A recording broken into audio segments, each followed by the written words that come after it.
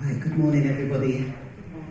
I would gladly be happy to bear the same name with Her Excellency, but my name is actually Tola. Tola Onibanjo. So my name is Tola Onibanjo. I'll be the moderator for this panel.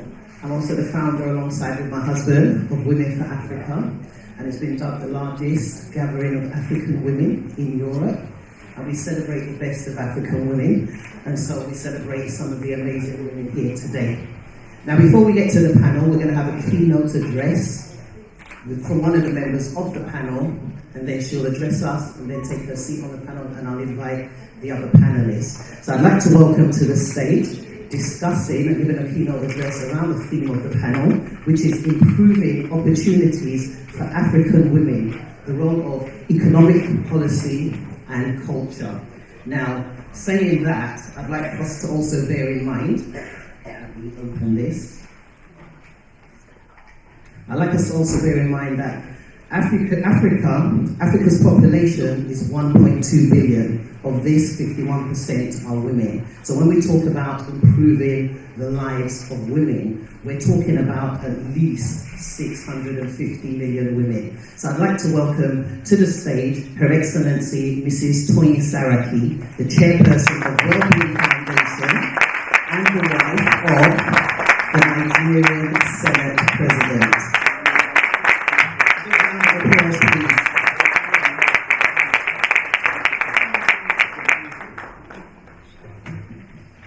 Good morning. Your Excellency, former President Obama, Her Excellency Bianca Gomes, Under Secretary General of the United Nations, Your Excellency Malam Nasser El-Rufai, Executive Governor of Kaduna State, and his wonderful wife, distinguished ladies and gentlemen, members of the press, and I think all the good people who want to celebrate what's good about the Commonwealth, celebrate our common interests, and move our nations forward. I'd like to thank the organisers of this 5th Annual Commonwealth Africa Summit for inviting me to address you today on the broad topic of improving opportunities for African women, the role of economic policy and culture. I look forward to the subsequent discussion with a group of my sisters whom I know have extensive knowledge of my native motherland, Nigeria, and of the challenges faced by African women. And I call Nigeria my motherland. I give Nigeria the female gender because it is a country that is capable of multiplication like all women. So it's a mark of respect to call Nigeria my motherland and not my fatherland. I commend the organisers of this summit on the programme, which is rightly ambitious in its scope, because in truth, the topics you've selected are closely interconnected. Your panel on infrastructure and energy, for instance, is directly relevant to our conversation about improving opportunities for African women. And I want to take you back to one incident last year to put the kind of work I'm doing into context. In October last year, at a hospital called Malam Fashi General Hospital in Katsina State in northern Nigeria, helped a lady called Gaje Zubairu bring the blessing of quadruplets into the world. The initial widespread jubilation of such wonderful news, however, very quickly gave way to sorrow. One of the babies passed away at birth and was tragically followed 4 days later by the death of Gaje herself. The case attracted such widespread attention, not only because of its inherent tragedy, but actually because of the fundamental issues that led to the loss of mother and baby. The doctors that attended to Gaje stated that from their perspective, she did not survive because she was malnourished and hadn't attended antenatal care. At that time, the antenatal care target in my country was 4 visits during the pregnancy.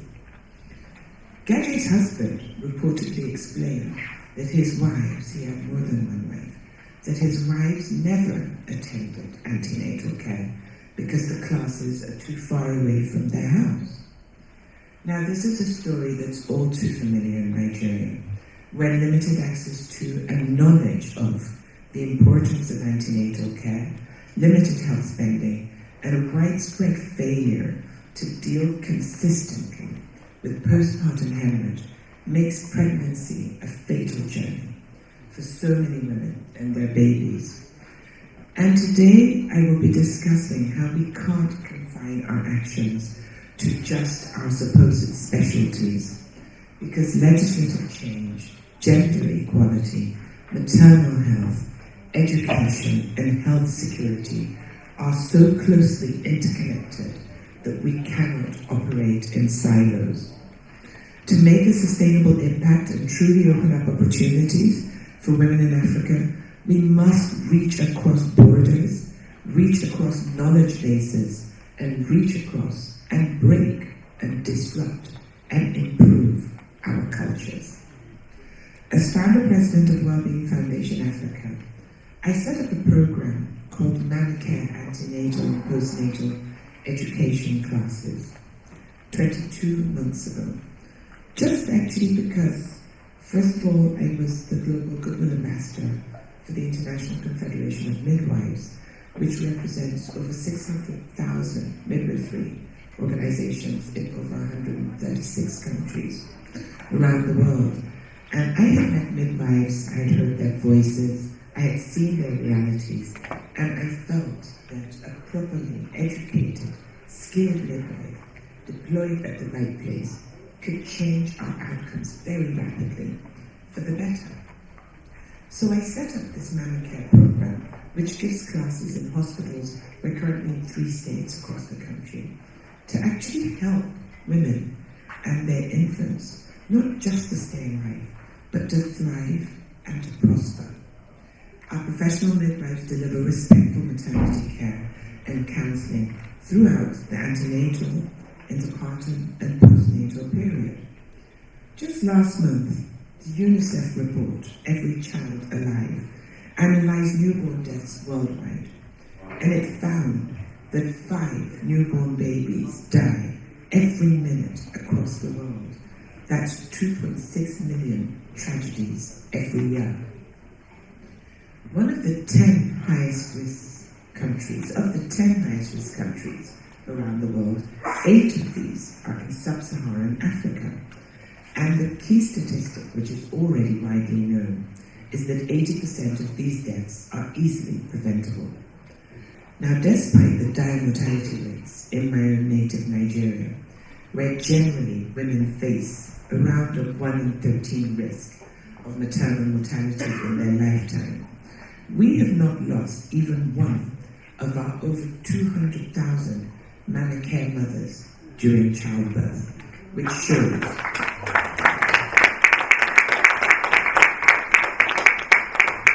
our Mamacare midwives achieved this success not only by providing classes to a global standard and achieving the new WHO benchmark recommendation of at least 8 antenatal visits for a woman during pregnancy, but they achieved this because they act as even more than lifesavers. They provide safe spaces and safe conversations to women. No subject is taboo or off limits. The midwives became instrumental in the empowerment and health of women and their children. And I know of circumstances where a husband, like Gajes in Katsina State, has tried to keep his wife from coming to a class, and our Mamacare midwives have gone to the house of that family to politely but firmly explain to the husband that he's putting his wife and his unborn child in danger.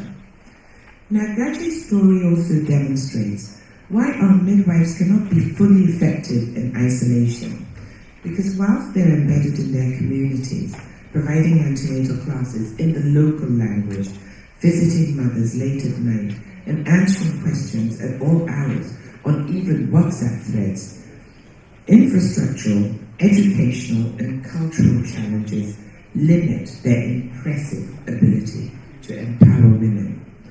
And I realized that while midwives could lead a healthcare revolution, we needed legislative support. And it is that context which led me to establish Nigeria's Primary Healthcare Revitalization Support Group, which is an organization of over 92 CSOs around the country and global development partners towards strengthening primary healthcare, which is the front line at which lives are won and lost, and also led me to become an advocate for universal health coverage in Nigeria and across Africa. UHC systems, like the National Health Service here in the UK, of which I'm actually a very big fan, not only improve health, it also reduces poverty, creates jobs, drives economic growth, promotes gender equality, and protects population against epidemics. With the globalization of the world today, an epidemic that starts as an index case in Hong Kong has the ability to reach hundreds of thousands of people and become a pandemic in just 6 hours around the world. So this shows that we cannot ignore the connectivity of threats as well as good points. Africa faces the burden of weak health systems and both communicable and non-communicable diseases in a population estimated to reach 2.5 billion by 2050. If we want to transform opportunities for women, we must treat women's health and well-being as a security threat. That must translate into appropriate levels of funding. The WHO estimates that 85% of the costs of meeting SDG health targets, including universal health coverage, can be met through domestic resources. But to do that, we need to maximize and utilize our domestic resources effectively. In Nigeria, for every 1 naira that we spend on health, we spend 2.5 naira on defense. So it is time that governments across Africa respond to healthcare deficits as swiftly and as aggressively as we respond to military threats. A key step towards universal health coverage is a well-designed civil registration and vital statistics system in order to collect and produce accurate data and thereby ensure efficient delivery, evaluation, and monitoring of sustainable, effective public health strategies in Nigeria. At the Wellbeing Foundation, as far back as 2004, we had designed the Personal Health Record, PHR, which is a book in which the medical records of each mother and child are recorded and stored for future reference and analysis. The PHR evolved from a child immunization and growth record to a comprehensive CRVS tool. But I have to say, it wasn't entirely unique, because actually, the very first patient custody health record in the world was actually designed by Professor Ian Morley in a village in southwestern Nigeria in 1967. That has been adopted around the world, most notably by Japan, which actually has the best survival rates in the world. So I always wondered to myself that if Nigeria could innovate then, and Japan could replicate, why are we struggling today? Without a centralized health database for many families to rely upon to keep them informed of the necessary health processes in a child's first 1,000 days of life, the PHR came in 2004 as an innovation that placed this knowledge directly into the mother's hands and empowered her to provide, analyze, and follow up on her own data. To the Wellbeing Foundation, this was very important because when you're at the front line working with women, a very common narrative that everybody likes to use is participants. And people talk about women being participants and women being stakeholders. But for me, it was important to actually make women the partners in pushing their own demographic dividend. Thus, a comprehensive CRVS system in a nation enables us to actually deliver health for all as a measurable demographic dividend, which I think is the imperative of our times today. We must be prepared to make the case that investment in women's health and opportunity will be transformative for communities across Africa. Women are key to achieving this demographic dividend that comes with an interplay of a reduced total fertility rate, an expanded base of working age population, and improved educational, infrastructural, and healthcare investments. I'd like to take the example of contraception. For every $1 that is spent on family planning, benefits worth $120 are reaped. That is an astute investment because it helps to empower women to make their own choices at the right time for them. And women's success, both professionally and personally, is success for the whole of society. The UN estimates that gender inequality costs sub-Saharan Africa on average $95 billion per year. Our countries have a moral and economic imperative to transform the equality agenda. The fight for gender equality must also be reflected in the institutions which seek to work in Africa to expand opportunities for women. The release last week here in London of the Global Health 50/50 report demonstrated that organizations from the United Nations system, bilateral and multilateral development institutions, philanthropic organizations and funders, civil society and non-governmental organizations, public-private partnerships, and the private sector still have a long way to go to reflect the values that we ourselves are trying to instill. Of course, I must salute our male allies. We have saluted here Governor El Rufai. I additionally salute the new Director General of the World Health Organization, Dr. Tedros Adhanom Ghebreyesus, because when he became the first African to succeed in that role, he immediately established a senior leadership team which consists of more than 60% women, declaring that we need top talent, gender equity, and a geographically diverse set of perspectives to fulfill our mission to keep the world safe.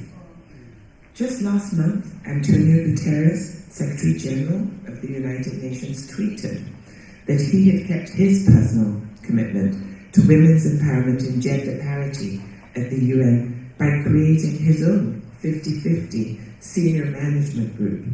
But we actually do have to use our influence to empower African women, more African women, to take on leadership roles and ensure that global institutions practice what they preach. I would like to end by briefly addressing the issue of global funding. President Trump's global gag rule forms only part of the challenge facing organizations working with women in Africa. And while there are certainly cause for optimism in this regard, despite widespread growth, I have to call on African countries to begin to take responsibility for their own outcomes.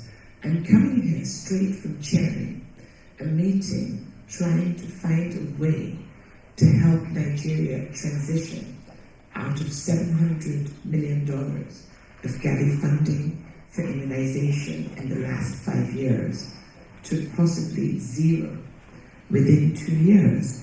And I was a little bit taken aback when most of the speakers were asking Gavi to consider funding for another 10 years. And I had to add my voice to that call because we are ill prepared to find the $1.6 billion that we're going to need to fund the immunization imperative. I stress, immunization is not a discretionary responsibility of government. And as we began to form ways to get ourselves out of what actually is a pretty dire strait for immunization, one statistic popped up. $700 million of funding in 5 years. And yet, we have only 35% immunization coverage. Now, those numbers just did not add up, because that $700 million of funding should actually have achieved 100% immunization coverage in my country. And so I had to ask the stakeholders that if we are to be taken seriously, we must come to the negotiating table with transparency, accountability, and the equity of knowing that we have to improve.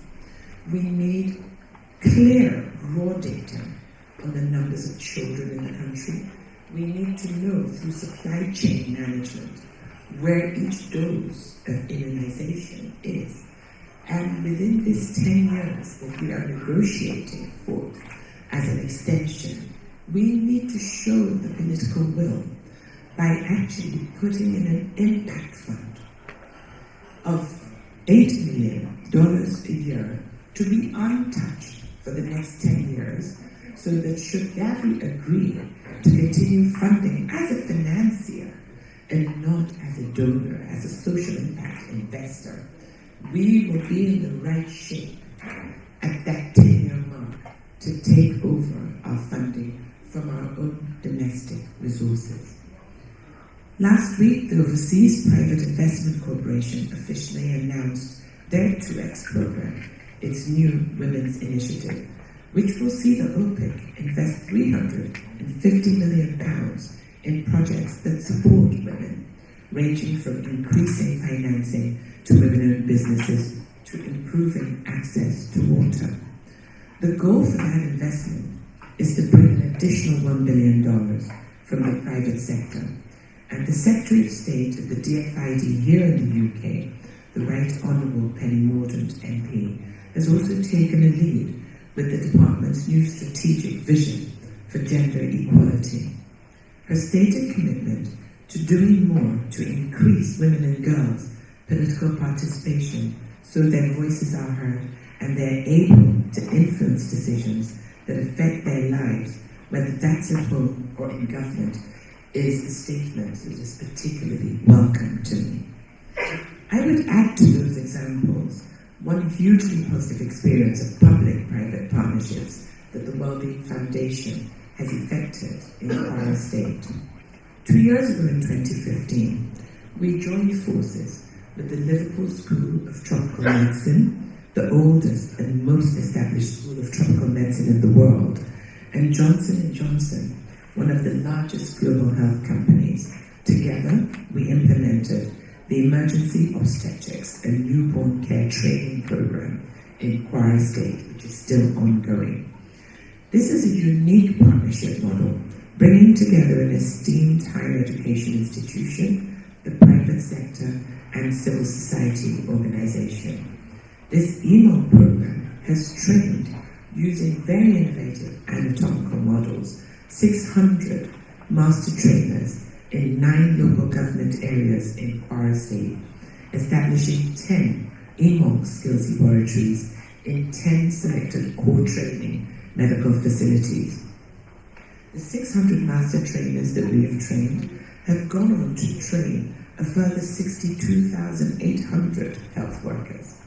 And the number of upskilled frontline health workers continues to percolate as the impact in life saves escalates.